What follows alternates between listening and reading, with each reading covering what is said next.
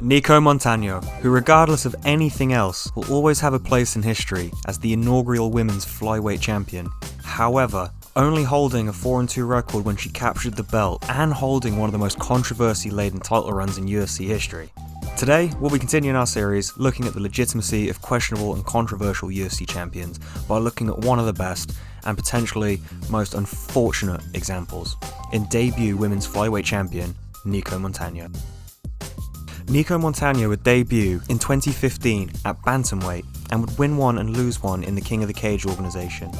After her first loss, she would drop down to flyweight, and after a successful debut in the weight class, would get a crack at the King of the Cage flyweight title. After winning the belt via 4th round TKO, Montano would follow this up with another fight at bantamweight in a different organisation, losing a decision to Julia Avila.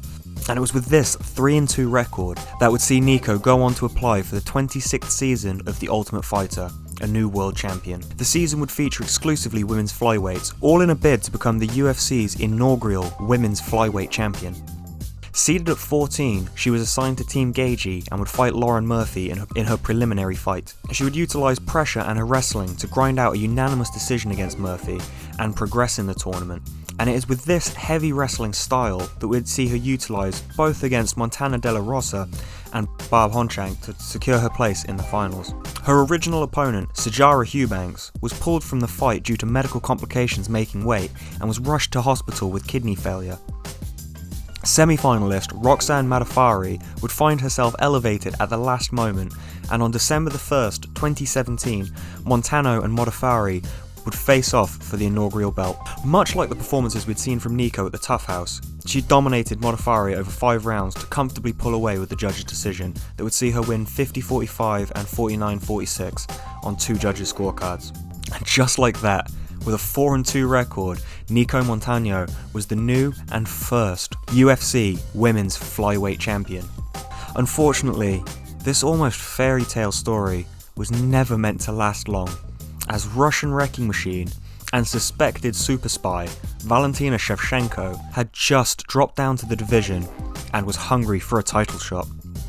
This is where all of her controversies start, where the healthy champion and a clear-cut #1 contender, we all awaited the fight announcement, but with delay after delay, we would just never see it come through. Valentina would regularly do the media circuits and telling everyone who would listen, Nicco was scared to face her. Nicco, to her credit, potentially was disputing all of Valentina's claims, but we would never see a bout materialise, just excuses and reasons as to why she wasn't afraid to face her.